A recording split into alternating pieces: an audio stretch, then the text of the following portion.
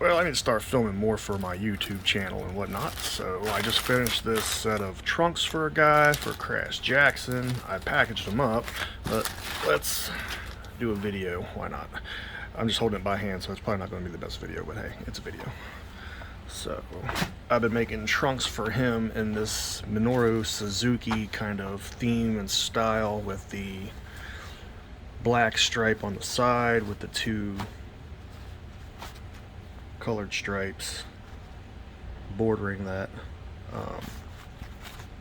So this pair we did kind of a gunmetal slate gray with this pleather black on the side and a football material, like a heavyweight spandex trim. Came out pretty nice. The trim matches the spandex. The gray wasn't as thick as the heavyweight. It's more of a medium weight, but it's still good material. I use it for my stuff a lot, but with trunks and that, and especially bigger guys, I wanted to line them, so I had this paisley looking material that I'm not going to use for anything, so it made a really good colorful liner.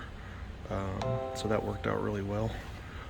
It was just something I had extra, so usually if I do a liner I just use whatever spare material I have, especially with these trunks because I did them in 2 panels. So there you can see where I sewed the seam. Sometimes I'll do it all in one piece, but since I had to do a liner in them, it's easier to do it in 2 panels and it comes out the same. So, and I double stitch all my seams. So when I stitched this down, I top stitched it also. So, and then made sure everything was solid and good. And then up here, whenever I put my drawstrings in, I always do a top stitch along here to lock them in, so it gives it a channel and a groove to go through. And then I'll stitch a little box around here and hole punch it through the elastic before I sew it all the way down. I'll do this first. I'll stitch my elastic down to the material, and then I'll sew this box, punch the holes, and then actually fold it over, stitch it here, stitch it on the top, and then run my elastic. Some people put their elastic in and then stitch it. I've seen people do that. I don't like doing that. It's too much for me to mess with. I have a pair of thin tweezers. They're about 5 inches long, and I just hook my drawstring to those and then I run it through that way. It takes a whole like 2 minutes. So, and it keeps it from getting bound up if I accidentally sew over top of it, which I've done before trying that. So these came out pretty good. Happy with them. This is the third pair I think I've made of these in different styles. I wish I could find a way to make these reversible. That'd be kind of neat. That's something I'm working on. I did like a zigzag stretch stitch around the legs, a little bit something more narrow. I do the same thing along here usually. I like it better than a normal zigzag stitch. It doesn't pop as easy because it's almost like a straight stitch along each section, and so it works out pretty good. And then when I glued these, oh, where did my adhesive go? Over here. What I do is when I do my panels, I cut out the first piece. So I'll cut this front panel out, and then I'll spray half of it with this. I like this. I switched this. I was using the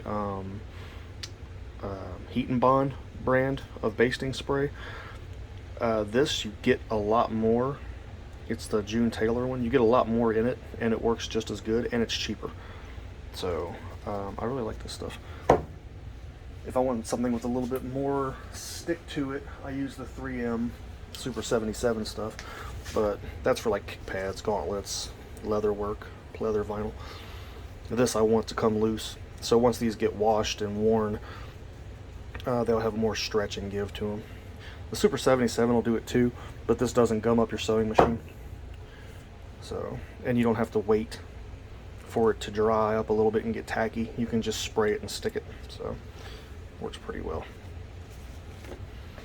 So, and this stuff holds up really nice. This leather is I actually got this at Joann's. It's the Yaya Han cosplay leather. Get it when it's on sale or when they have a coupon, because otherwise it's expensive. But it doesn't peel like some of the pleathers do, and it holds up really, really well. I made a pair of trunks out of this for a guy, and they held up and sewed great. You got to put a little baby oil on it to get it to sew smooth, because otherwise it will stick even if you have a Teflon foot. So there's that. And then the drawstring is just paracord. I take paracord and then I cut the ends and I pull all the white string out of it so it's hollow. It just works better that way. And then I burn the ends of it. So, but there's that. One nice fancy pair of trunks for old Crash Jackson.